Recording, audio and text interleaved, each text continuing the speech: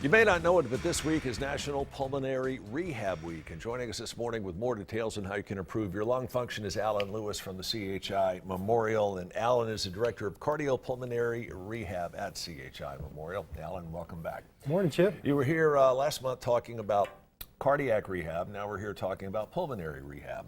How many folks actually need this?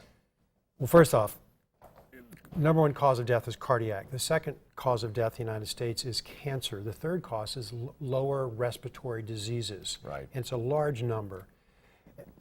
The utilization of pulmonary rehab for these folks that have lung problems, you're talking about chronic bronchitis, emphysema, and then restrictive lung disease, lung cancer being one. A huge number of people, even in the Chattanooga area from the pollution from way back in the 70s. Right. But most of the causes of these problems, these lung functions, is due to cigarette smoking. And a lot of these folks don't know that this pulmonary rehab program is available to them to help them improve their quality of life. How does it improve their lung function? Many of them, the lung function does not improve. It's a progressive disease. It gets worse, but you can slow it down. A lot of the folks aren't using their medication properly. Right. So when they get short of breath and they haven't used their medication problem, they get into respiratory distress. Sure.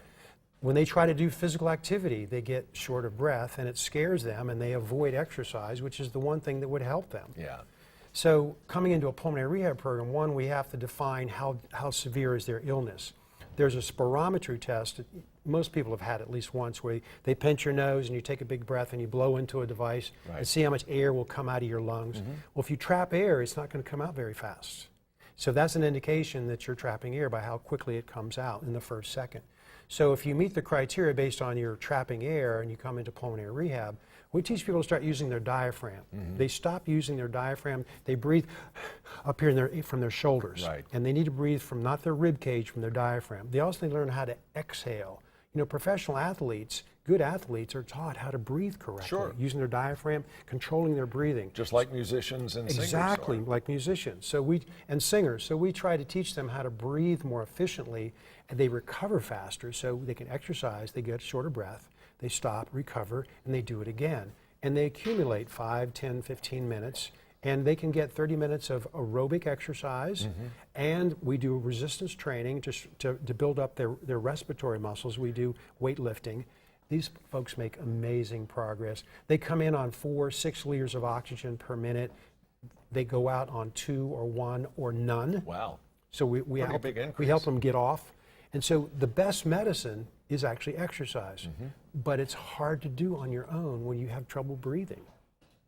Yeah, and I know what you do is part of what you do is the diagnostics of how bad someone's respiratory issues are. How long does it take you to come up with a conclusive diagnosis about this person has this problem and this is to the extent of it? We rely on the pulmonologist who makes the referral, does all the screening, does the testing. Then when they come to us, we do what we call a 6-minute walk test. And that first test, based on how far they walk in 6 minutes, tells a lot about how debilitated they are.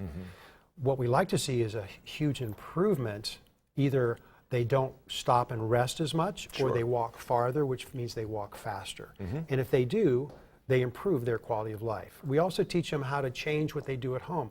All of their food and stuff is on a high cabinet. Bring it down to a lower cabinet so you can reach it, because when they reach over their head, they get short of breath. Yeah, and this is something that affects a lot of people in a lot of different ways, even things that you take for granted. You've had this up in the cabinet for so long.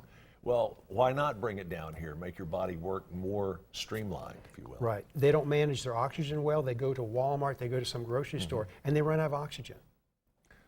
And that can be a nightmare. It can be dangerous. You can end up calling 911 to get some help. How much does the insurance cover of this? Medicare policy covers 80%, and then if they have a supplement, it may cover an additional 20%. Right. Sometimes there's a copay. We work with folks that have financial issues, but if they can do 18 to 36 sessions, their quality of life improves dramatically. And that's what it's all about, is making your life better quality. You'll enjoy it more, and in turn you want to exercise more. And they learn as much from other patients going through the same thing. They're in a group of people that all have basically the same kind of disease. Yeah, support group is so important. Alan, thank you so much for joining us. You're welcome to come back here at any point in time. If you want to get in touch with Alan and find out more about what's going on at the Cardiopulmonary Rehab Center at CHI Memorial, call him 495-7764. 495-7764. Some great things happening over at GPS. We'll fill you in on that when Let's Chat continues.